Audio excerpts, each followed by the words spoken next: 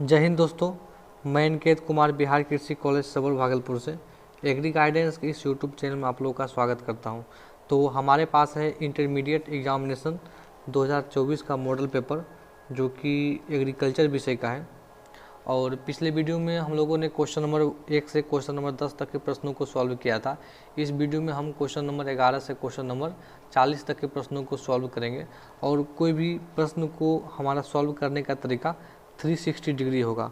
360 degree का मतलब हो गया उस प्रश्न के अलावा उस टॉपिक्स और कौन कौन से क्वेश्चन आप लोग के एग्जाम में पूछे जा सकते हैं, या आगे जो आप कॉम्पिटिटिव एग्जाम दीजिएगा, चाहे वो बीसीसी का हो, चाहे वो बीएचयू का हो, चाहे वो आईसीआर का, चाहे अदर कोई भी आप एग्जाम दीजिएगा, तो उसमें भी आप लोगों को बहुत सारे क्वेश्चन अभी जो मैं बताऊंगा उसमें से कहीं न कहीं आप लोगों को देखने को मिलेंगे। तो आप लोगों से एक रिक्वेस्ट है कि मैं जितना भी क्वेश्चन को इस वीडियो में बताऊंगा, आप लोगों को सभी प्रकार के प्रश्नों को और कॉपी में भली भांति लिखना है और उसको बार बार पढ़ना, ताकि चीज़ें लंबी समय तक याद रखें। तो वीडियो में आगे बढ़ने से पहले अगर आपने अभी तक हमारे इस वीडियो को लाइक नहीं किया है तो वीडियो को लाइक कर दीजिए और हमारे यूट्यूब चैनल एग्री गाइडेंस को सब्सक्राइब कर लीजिए। तो चलिए हम लोग वीडियो में आगे बढ़ते हैं और क्वेश्चन नंबर 11 से बात करते हैं। क्वेश्चन नंबर 11 जो हम लोग का है, पत्ती लपेटक कीट। पत्ती लपेटक कीट किस फसल का है?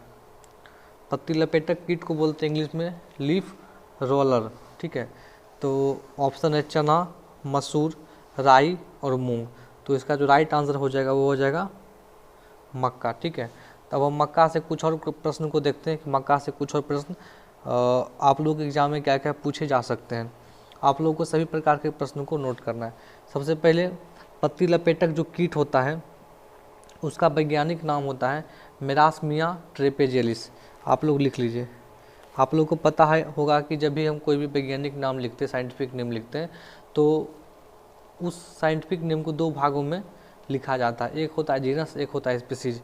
तो जीनस क्या होता है, वो कैपिटल लेटर से स्टार्ट होता है, और स्पीसीज का जो नाम होता है वो स्मॉल लेटर से स्टार्ट होता है। तो क्या है, मेरास्मिया, MERASMIA, मेरास्मिया ट्रेपेजेलिस। तो इसमें टी छोटा होगा, ट्रेपेजेलिस,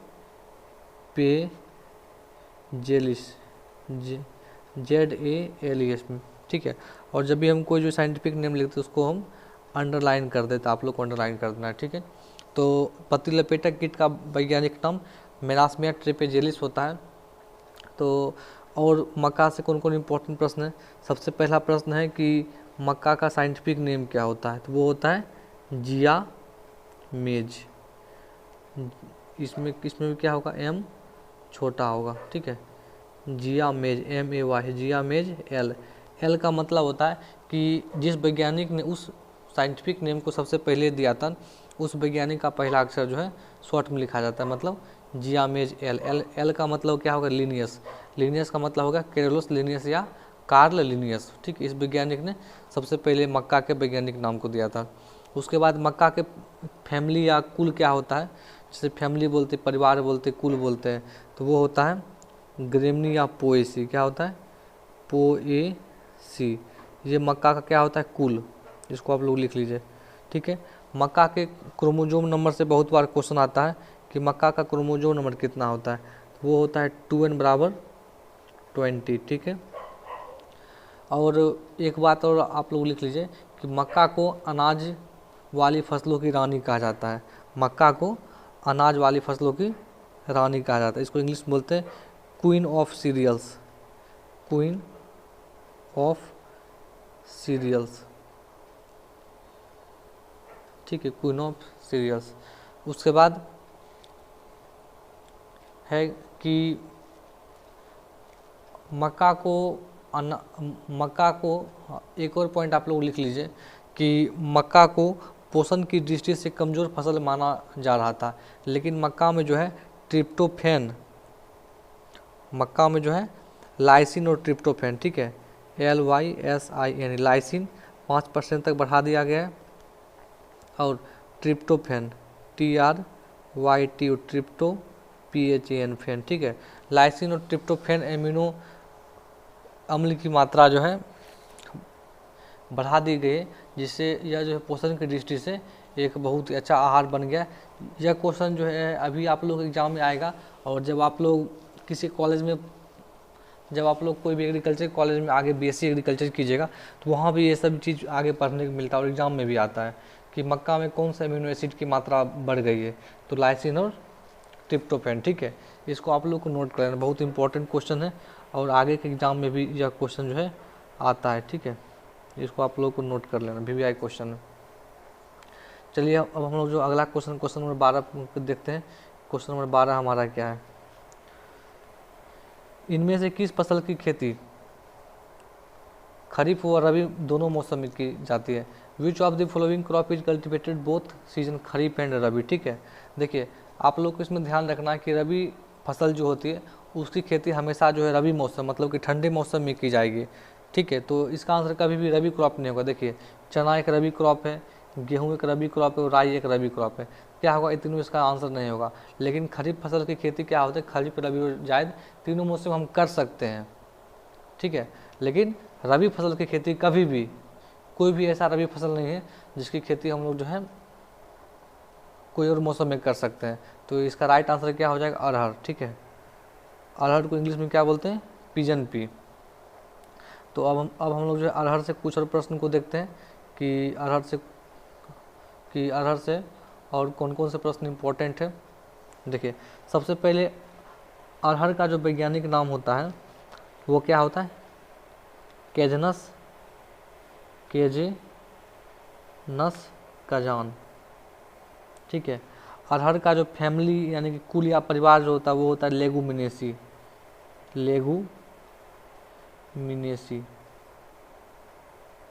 ठीक है, LEGUMINACEAE, यहाँ लास्ट में क्या होगा, CEAE, लेगुमिनेसी। ठीक है, और अरहर का उत्पत्ति स्थल कहाँ होता है, वो होता है भारत। ये तीन तो इसका बेसिक क्वेश्चन है। ठीक है, इन सभी को आप लोग को लिख लेना है। उसके बाद है कि अरहर के से कुछ और प्रश्न को देखते हैं। देखिए अरहर को जो है रेड ग्राम कहा जाता है। क्या कहा जाता है, रेड ग्राम। ये क्वेश्चन बहुत बार एग्जाम में आया भी है कि किस पल्सेज को जो है क्या, या किस क्रॉप को जो है रेड ग्राम कहा जाता है, तो वो है अरहर। ठीक है, अरहर को हिंदी में क्या बोलते हैं, लाल चना। इसी को बोलते हैं पिजन पी। ठीक है, ये सब क्वेश्चन जो आगे के एग्जाम में आता है, ये सब क्वेश्चन जो PG तक के एग्जाम में आता है। ठीक है, तो इसको आप लोगों को लिख लेना है। अरहर को क्या बोलते हैं, पिजन पी। आगे हम लोग बात करते हैं प्रश्न को, क्वेश्चन नंबर 13 को। खरीफ अरहर का बीज दर क्या है। यहाँ भी एक अरहर से क्वेश्चन है कि खरीफ अरहर का बीज दर कितना होता है, वो होता है 14 से 15 kg। ठीक है, खरीफ अरहर का बीज दर होता है 14 से 15 kg, और खरीफ अरहर का बुआई का समय होता है 1 से 31 जुलाई तक। ठीक है, और कुछ आप लोग किस्म का नाम भी जो लिख सकते हैं कि खरीफ अरहर का किस्म कौन है, तो बहार है, मालवी अरहर है। कौन है, बहार और मालवीय अरहर। ठीक है, ये भी आप लोग नोट कर लीजिए।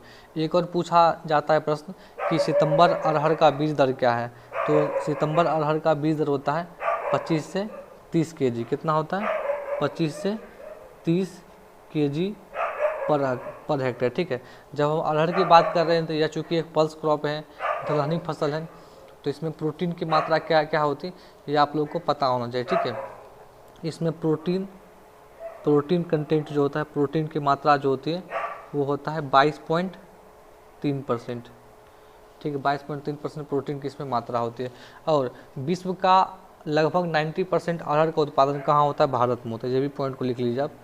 और भारत में सबसे अधिक अरहर का क्षेत्रफल जो है वह मध्य प्रदेश के पास है, सबसे अधिक महाराष्ट्र के पास है। सबसे अधिक उत्पादन जो है वह यूपी में होता है, और सबसे अधिक उत्पादकता मतलब प्रोडक्टिविटी वो सबसे अधिक बिहार में होता है। इस पॉइंट को भी आप लोग मन होगा तो आप लोग लिख सकते हैं। आगे हम लोग देखते हैं क्वेश्चन नंबर 14 पर। पूसा 362 किस फसल की किस्म है, चना, मसूर, गेहूं और राई। तो सबसे पहले देखते हैं कि इसका जो है राइट आंसर क्या हो जाएगा। इसका राइट आंसर हो जाएगा चना। ठीक है, पूसा 362, पूसा 372 ये सभी जो है चना की किस्म है। तो सबसे पहले प्रश्न आता है कि चना का जो बोटानिकल नेम क्या होता है, तो साइसर, CICER। ठीक है, साइसर एरिटेनम, ARIETINUM। ठीक है, साइसर एरिटेनम, L मतलब लीनियस, ठीक है, इसको अंडरलाइन कर देना। उसके बाद चना का जो फैमिली यानी कि कुल या परिवार आता है वो आता है लेगुमिनेसी, लेगुमिनेसी, ठीक है। और चना का उत्पत्ति स्थल होता है SWA, साउथ वेस्ट एशिया, दक्षिण पश्चिमी एशिया, ठीक है। और चना चूँकि एक पल्स क्रॉप है, चना एक दलहनी फसल है, तो इसमें प्रोटीन की मात्रा आप लोगों को याद रखना है कि इसमें जो है प्रोटीन की मात्रा, प्रोटीन कंटेंट कितना होता है, तो वो होता है 18 से 22%, ठीक है। और एक चीज़ आप लोगों को ध्यान रखना है कि जो चना को हम लोग चिकपी बोलते हैं, आप लोग को पता होना चाहिए, चना को जो है दलहन फसलों का राजा यानी कि क्वीन ऑफ पल्सेज भी, सॉरी किंग ऑफ पल्सेज क्या कहा जाता है, किंग ऑफ पल्सेज। चना के पत्तियों में जो है मैलिक एसिड, ठीक है, और सिट्रिक एसिड या साइट्रिक एसिड, जो बोलिए, चना के पत्तियों में मैलिक एसिड और क्या होता है, साइट्रिक एसिड, कहीं कहीं आप साइट्रिक एसिड पाया जाता है, जो क्या होता है, ब्लड को साफ़ करने का काम करता है, ब्लड प्यूरिफाइड की तरह काम करता है, खून को साफ़ करने का काम करता है, और पेट जनित जो बीमारी होता है उससे भी हम लोग को बचाने का काम करता है, प्रोटेक्शन का काम करता है। तो ये सभी पॉइंट आप लोगों को जो है चना के बारे में लिख लीजिए। चना से एक और बहुत ही इंपॉर्टेंट प्रश्न है कि चना में एक कीट लगता है, उसको चना में कीट लगता है, उस कीट का जो है नाम है फली छेदक। क्या नाम है उसका, फली छेदक। फली को बोलते हैं इंग्लिश में पॉड, तो इसको अंग्रेजी में क्या बोलेंगे, पॉड बोरर। बोरर मतलब छेद करने वाला, ठीक है। इसका साइंटिफिक नेम आता है, इसका साइंटिफिक नेम आप लोग लिख लीजिए। ये क्वेश्चन जो है आगे का आप लोग कॉम्पिटिटिव एग्जाम में भी आएगा।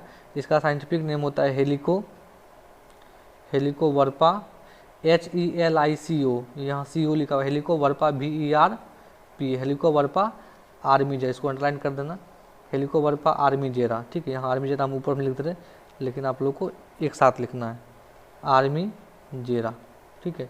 जब भी लिखाएगा तो ये एक साथ लिखाएगा, बीच में थोड़ा सा गैप देगा, ठीक है। हेलिकोवर्पा, फिर बीच में गैप, फिर आर्मीजेरा, ARMIGERA, आर्मीजेरा, ठीक है। बहुत इंपॉर्टेंट प्रश्न है, बहुत बार एग्जाम में आ चुका है कि जो है चना के फली छेदक का जो है साइंटिफिक नेम क्या होता है, तो हेलिकोवर्पा आर्मीजेरा। अब हम क्वेश्चन नंबर 15 बात करते हैं, पाइसम सेटाइवम एल, बहुत ही आसान क्वेश्चन है। पाइसम सेटाइवम एल किसका साइंटिफिक नेम है, आप लोग को पता ही होगा, ये है मटर का वनस्पतिक नाम। इसका राइट आंसर हो जाएगा मटर, ठीक है। मटर से कुछ और प्रश्न को देखते हैं। मटर का जो फैमिली या कुल या परिवार लेगुमिनेसी, आप लोग को पता होगा कि जितने भी पल्सेस क्रॉप होते हैं उन सभी का जो फैमिली होता है वो लेगुमिनेसी या फेबेसी होता है, ठीक है। मटर चूँकि एक पल्स क्रॉप है, तो इसमें आप लोग को याद करना है प्रोटीन की मात्रा, प्रोटीन की मात्रा वो होते हैं 22.5%, ठीक है। इसको आप लोग को याद कर लेना। मटर के कुछ किस्म का नाम भी आप लोग लिख लीजिए। तो मटर के कुछ किस्म का नाम है, आप लोग कॉपी में नोट कर लीजिए कि रचना, क्या नाम है, रचना, अपर्णा, रचना, अपर्णा, मालवीय मटर, पूसा प्रभात, मालवीय मटर और पूसा, मालवीय मटर और पूसा प्रभात, ये आप लोग लिख लीजिए। ये चार जो मोस्ट इम्पॉर्टेंट वैरायटी है मटर का, ठीक है। मटर को बोलते हैं दलहन फसलों की रानी, क्वीन ऑफ पल्सेज, ये भी आप लोग लिख सकते हैं। मटर का जो बीज दर होता है वो होता है 75 से 80 kg। अगर आप लोग इतने प्रश्न को, सभी प्रश्नों को कॉपी में लिख लेते हैं तो इससे आप लोग को अभी तो आप लोग के एग्ज़ाम में फ़ायदा होगा ही होगा, साथ ही साथ जब आप लोग आगे के कोई भी कॉम्पिटिटिव एग्ज़ाम को दीजिएगा उसमें भी आप लोग को बहुत फ़ायदा होगा। तो अगला क्वेश्चन नंबर 16 है कि टिक्का रोग किस फसल का रोग है। Tikka disease is the disease of which crop. Option है हमारा चना, मक्का, गेहूँ, मूंगफली। तो इसका राइट आंसर हो जाएगा मूंगफली। बहुत इंपॉर्टेंट प्रश्न है मूंगफली से, यह क्वेश्चन आगे भी एग्जाम में पूछा जाता है। सबसे पहले टिक्का रोग का जो है साइंटिफिक नेम क्या है, इसका होता है सर्कोस्पोरा एराचिडिकोला, ठीक है। CERCO Cercospora, SPORA Cercospora arachidicola, ARACHID, arachidicola, ठीक है।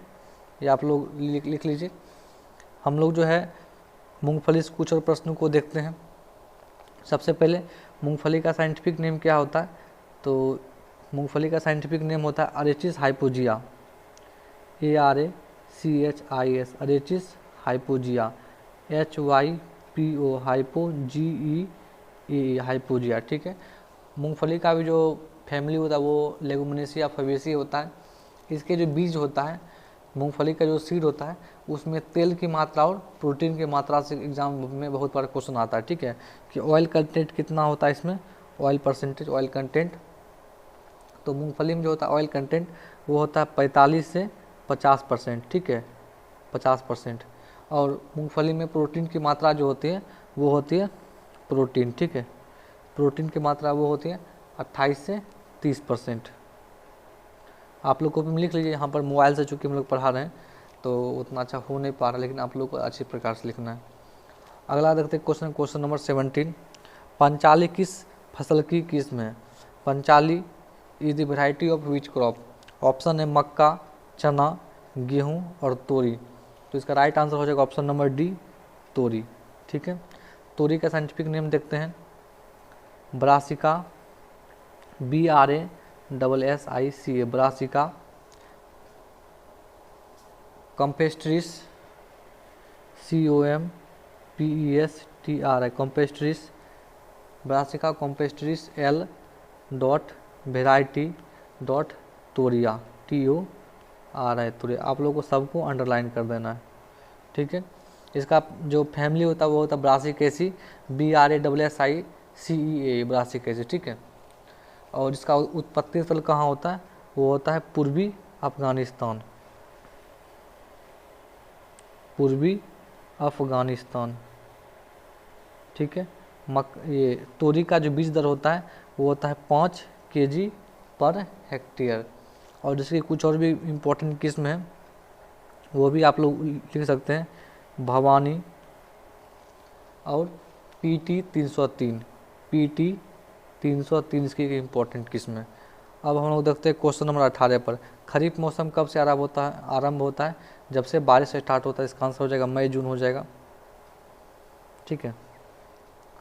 अगला प्रश्न देखते हैं, रबी फसल कब समाप्त होता है?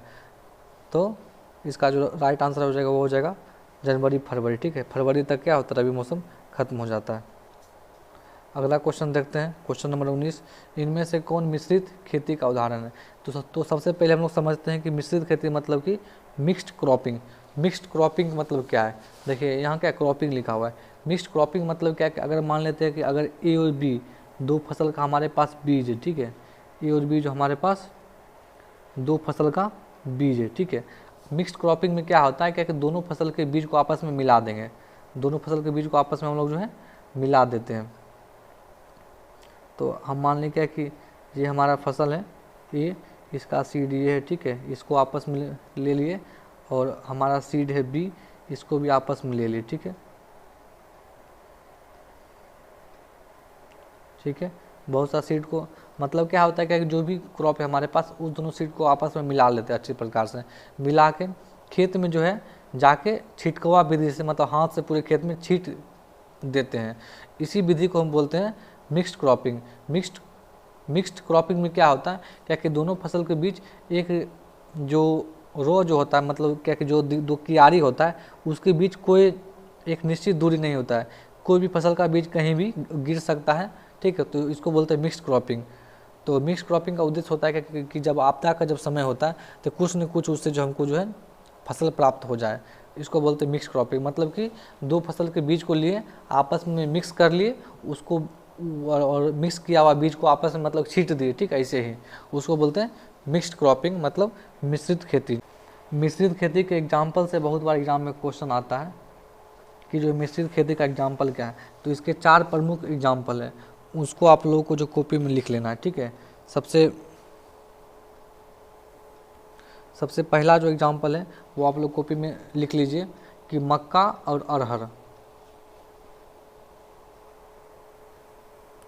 मक्का और प्लस का मतलब होता है एक साथ, ठीक है, और अरहर, मक्का और अरहर, ठीक है। सेकेंड आप लोग एग्जाम्पल लिख लीजिए, ज्वार और अरहर, ज्वार और अरहर, इसका मतलब है कि आप लोग अरहर कॉपी में लिख लेना, ठीक है।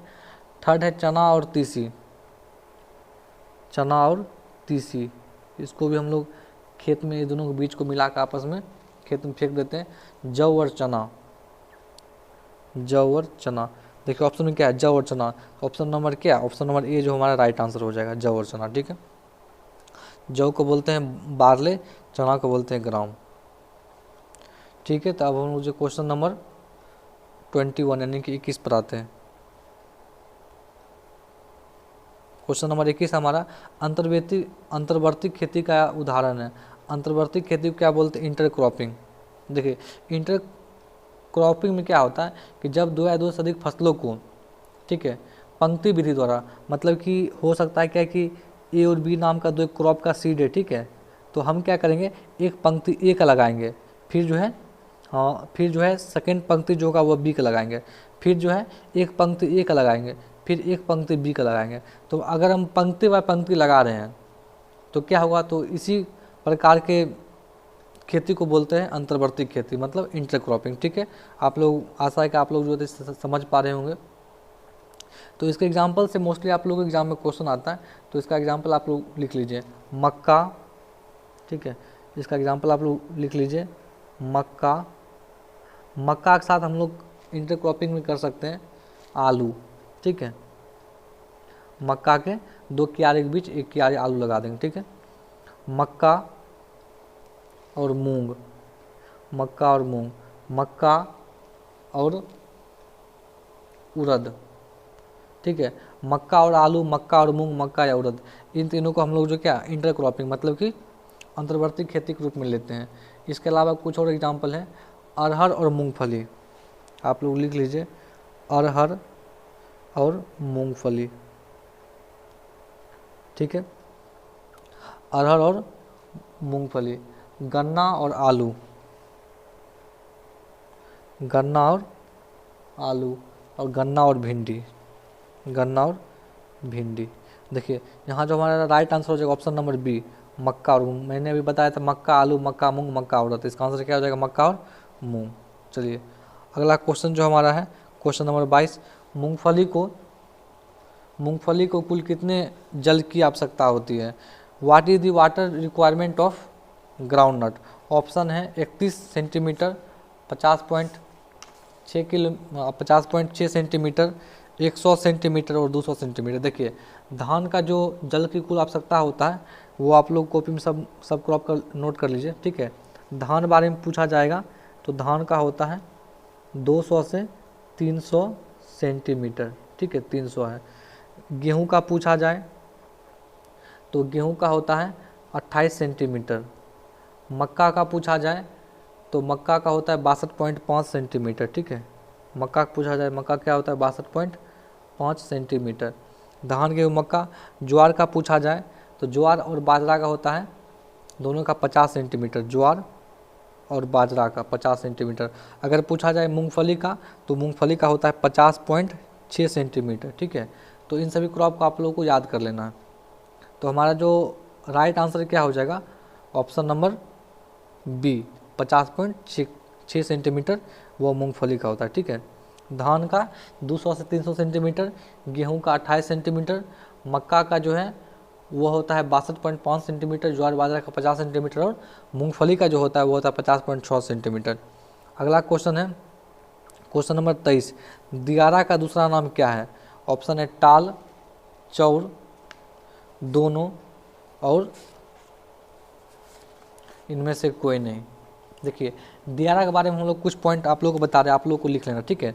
देखिए दियारा क्षेत्र नीची जमीन होती है, ठीक है, जहाँ नदियों द्वारा वर्ष भर में एक या अधिक बार पानी से डूब हो जाती है। मतलब क्या कि दियारा क्या होता है कि भूमि का ऐसा क्षेत्र है जहाँ पर जब बाढ़ आता है तो वह जो क्षेत्र होता है साल में कुछ महीना का पानी में डूबा होता है, और दियारा जो ज़मीन होता है उसका जो आकार होता है वह कटोरे का शेप होता है। जिस प्रकार से कटोरे का जो शेप होता है उसी प्रकार से दियारा भूमि का भी शेप होता है, ठीक है, बाउल शेप होता है, कटोरा शेप, ठीक है। इसमें क्या होता है कि जब बाढ़ आएगा तो इस प्रकार की भूमि में क्या होता है, पानी जम जाता है, ठीक है। आप लोग एक दो पॉइंट और आप लोग जो है लिख लीजिए कि दियारा को मंघा या चौर, क्या बोलते हैं इसको, मंघा या चौर भी कहते हैं, ठीक है। और दियारा में यहाँ पर वही क्वेश्चन था, दियारा का दूसरा नाम क्या है, तो इसको क्या बोलते हैं, चौर बोलते हैं, ठीक है। और आप लोग हाँ लिख लीजिए कि दियारा क्षेत्र में जो है खेती दिसंबर से जून महीने तक ही होती है। कब से कब तक खेती होती है, दिसंबर से जून महीना तक खेती होती है। मतलब कि बारिश के समय में इसमें खेती नहीं होती है, क्योंकि बारिश के समय में पूरे मतलब कि भूमि जो है पानी से डूब जाता है। और जब ठंडा का जब समय आता है, रबी फसल का जब समय आता है उस समय इसकी खेती होती है। और एक पॉइंट और आता है कि दियारा का अर्थ होता है आइसलैंड, लेकिन कुछ संकीर्ण, ठीक है, मतलब आइसलैंड टाइप का इसका अर्थ होता है। तो इसका जो राइट आंसर हो गया बी।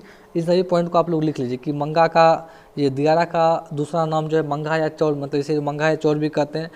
इस प्रकार की खेती, मतलब कि इस प्रकार की ज़मीन में नदी के द्वारा क्या होता है वर्ष में कि कुछ महीने, मतलब कि 4 से 5 महीने जो है क्या होता है बारिश में डूबा रहता है इस प्रकार का ज़मीन। और दियारा में जो है मुख्य रूप से दिसंबर से जून महीने तक हम लोग खेती कर सकते हैं। इसमें भी क्या होता है कि मक्का और लता वाली फसल की खेती मुख्य रूप से होती है, ठीक है, मक्का और लता वाली फसल, जो फसल जो है लतर सकती है, ठीक है, उसकी खेती होती है। तो क्वेश्चन नंबर हम लोग 24 को देखते हैं।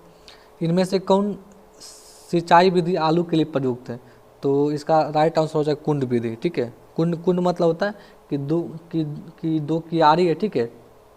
कुंड मतलब होता है कि 2 कियारी है, ठीक है, उसके बीच में जो स्पेस है उसमें आप पानी आपको आप लोगों को पटाना है। तो क्या हुआ कि पानी जो है इधर साइड मूव कर जाएगा और जो हमारा आलू का जो फसल होगा उसमें चला जाएगा, ठीक है। अब देखते हैं क्वेश्चन नंबर 25 को। क्वेश्चन नंबर 25 क्या है, इनमें से कौन मृदा सुधारक है। ऑप्शन ए है यूरिया, बी है एसएसपी, 3 है एमओपी और थर्ड है जिप्सम। देखिए यूरिया, एसएसपी और एमओपी ये तीनों जो है उर्वरक का नाम है। तो ये तीनों क्या है, उर्वरक। और उर्वरक क्या होता है, कारखाना में तैयार होता है। जबकि जो जिप्सम क्या है, कि जिप्सम को जो है मृदा सुधारक के रूप में हम लोग इस्तेमाल करते हैं। तो इसका राइट आंसर क्या हो जाएगा, जिप्सम, ठीक है। अब हम लोग जो जिप्सम के बारे में कुछ और पॉइंट को देखते हैं। देखिए अगर हमारे पास अम्लीय मृदा है, अगर हमारे पास जो है अम्लीय मृदा है, तब हम अम्लीय मृदा को सुधारने के लिए चूना यानी कि CaO या MgO का उपयोग करते हैं, या कैल्शियम हाइड्रोक्साइड या मैग्नीशियम हाइड्रोक्साइड का उपयोग करते हैं, OH का होल ट्वाइस, ठीक है, या कैल्शियम कार्बोनेट CaCO3 या MgCO3 का उपयोग करते हैं। वही अगर हमारे पास जो क्षारीय भूमि है वहाँ हम लोग जिप्सम का उपयोग करते हैं। तो ये आप लोग को लिख लेना है। यह क्वेश्चन जो है बहुत बार आप लोग एग्जाम में आता है, क्या कि अम्लीय मृदा को सुधारने के लिए किसका उपयोग करते हैं, तो चूना का। आगे दियारा का क्या अर्थ होता है, तो मैंने पीछे बताया था कि जो है दियारा का अर्थ होता है आइसलैंड, लेकिन कुछ संकीर्ण क्षेत्र जो मुख्य क्षेत्र से जुड़ा होता है उसे भी दियारा कहा जाता है। तो इसका राइट आंसर होगा ऑप्शन नंबर बी, ठीक है। आगे है क्वेश्चन, इनमें से कौन एक वर्षीय खरपतवार। देखिए एक वर्षीय खरपतवार का मतलब होता है जो अपना जीवन चक्र क्या होता है, एक सीजन में पूरा कर लेता है, या तो वो खरीफ में करेगा या रबी में या जायद में, ठीक है। तो इसका जो राइट आंसर हो जाएगा 27 नंबर का, वो हो जाएगा ए, पत्थरचट्टा का एक वर्षीय खरपतवार है। आगे है क्वेश्चन, इनमें से कौन बहुवर्षीय खरपतवार है। तो बहुवर्षीय ऑप्शन है जंगली जय, वनराज, जनकुंभी और इनमें से कोई नहीं। तो ऑप्शन नंबर सी इसका राइट आंसर हो जाएगा जलकुंभी, ठीक है। और कुछ और हम लोग एग्जाम्पल देखते हैं बहुवर्षीय खरपतवार का। ये सभी पॉइंट को आप लोगों को कॉपी में लिख लेना, ठीक है। देखिए लिख लीजिए दूब घास, मोथा बहुत इंपॉर्टेंट एग्जाम्पल, ठीक है। मोथा क्या है, मोथा बहुवर्षीय खरपतवार है। पुटूस और नागफनी, ठीक है, ये सभी जो है बहुवर्षीय खरपतवार है। दूब घास, मोथा, पुटूस और नागफनी। अगला क्वेश्चन, क्वेश्चन नंबर 29, इनमें से कौन खरीफ मौसम के खरपतवार है। भंगरा, बथुआ, सफ़ेद सिंजी, पीली सिंजी। तो इसका राइट आंसर हो जाएगा ऑप्शन नंबर